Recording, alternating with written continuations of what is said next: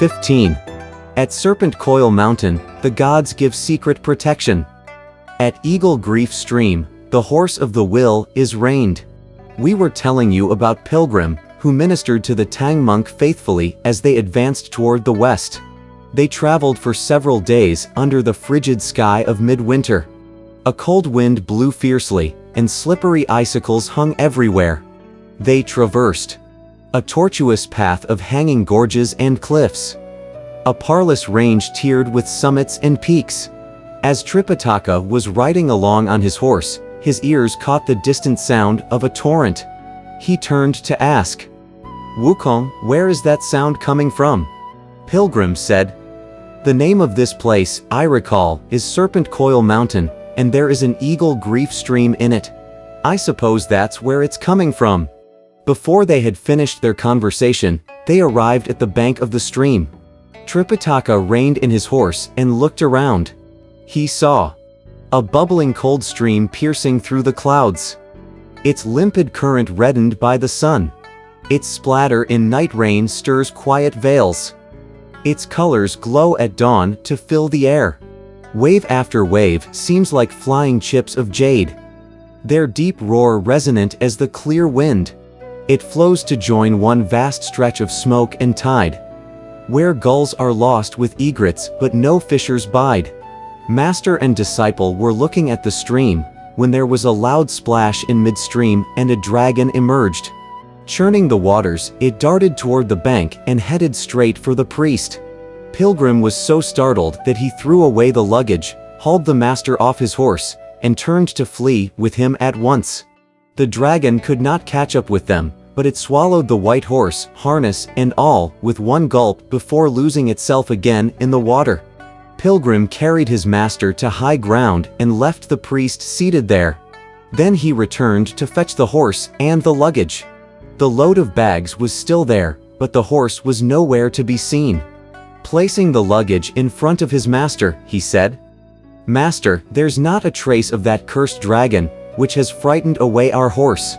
"Disciple," said Tripitaka, "how can we find the horse again?" "Relax. Relax," said Pilgrim. "Let me go and have a look." He whistled once and leapt up into the air.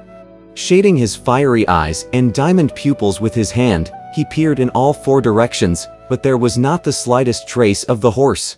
Dropping down from the clouds, he made his report, saying, "Master, our horse must have been eaten by that dragon. It's nowhere to be seen." "Disciple," said Tripitaka, "how big a mouth does that creature have that he can swallow a horse, harness, and all? It must have been frightened away instead, probably still running loose somewhere in the valley. Please take another look." Pilgrim said, "You really have no conception of my ability.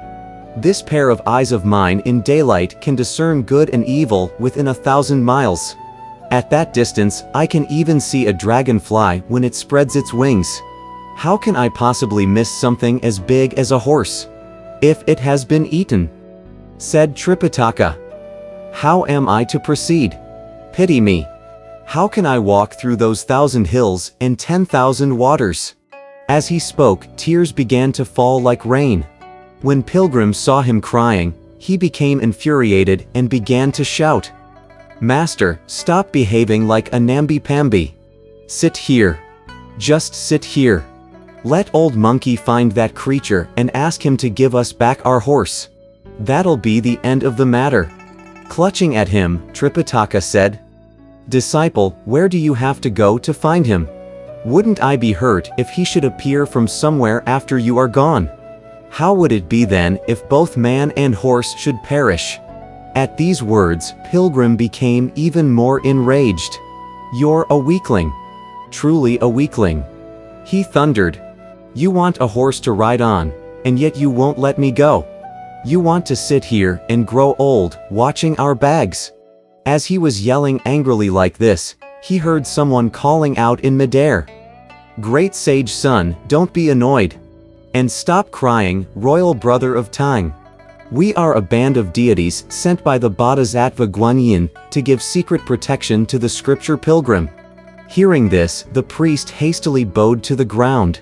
"Which divinities are you?" asked Pilgrim. "Tell me your names, so that I can check you off the roll." "We are the 6 gods of darkness and the 6 gods of light," they said. "The guardians of 5 points, the 4 sentinels, and the 18 protectors of monasteries. Every one of us waits upon you in rotation. Which one of you will begin today?" asked Pilgrim. "The gods of darkness and light," they said. "To be followed by the sentinels and the protectors.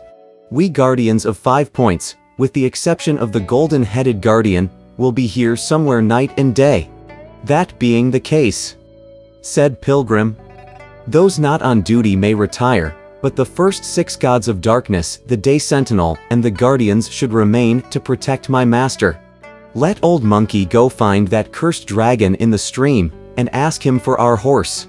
The various deities obeyed. Only then did Tripitaka feel somewhat relieved as he sat on the cliff and told Pilgrim to be careful. "Just don't worry," said Pilgrim. "Dear Monkey King." He tightened the belt around his silk shirt, hitched up his tiger skin kilt, and went straight toward the gorge of the stream holding the golden-hooped iron rod. Standing halfway between cloud and fog, he cried loudly on top of the water. "Lawless lizard! Return my horse! Return my horse!" We now tell you about the dragon who, having eaten the white horse of Tripitaka, was lying on the bottom of the stream, subduing his spirit and nourishing his nature. When he heard someone demanding the horse with abusive language, however, he could not restrain the fire leaping up in his heart, and he jumped up quickly. Churning the waves, he darted out of the water, saying, "Who dares to insult me here with his big mouth?" Pilgrim saw him and cried ferociously, "Don't run away. Return my horse." Wielding his rod, he aimed at the beast's head and struck, while the dragon attacked with open jaws and dancing claws. The battle between the two of them before the stream was indeed fierce. You see the dragon extending sharp jaws, the monkey lifting his rod. The whiskers of this one hung like white jade threads. The eyes of that one shone like red gold lamps. The mouth beneath the whiskers of that one belched colored mists. The iron rod in the hands of this one moved like a fierce wind. That one was a cursed son who brought his parents grief. This one was a monster who defied the gods on high. Both had to suffer because of their plight. They now want to win, so each displays his might. Back and forth, round and round, they fought for a long time, until the dragon grew weak and could fight no longer. He turned and darted back into the water. Plunging to the bottom of the stream, he refused to come out again. The Monkey King heaped insult upon insult, but the dragon only pretended to be deaf.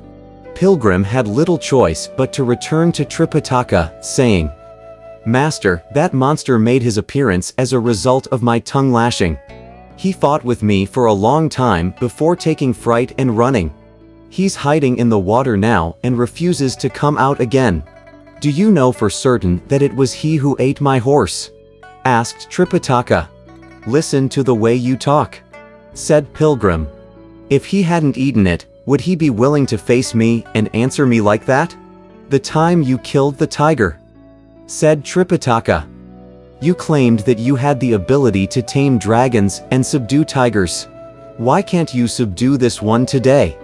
As the monkey had a rather low tolerance for any kind of provocation, this single taunt of Tripitaka so aroused him that he said, "Not one word more.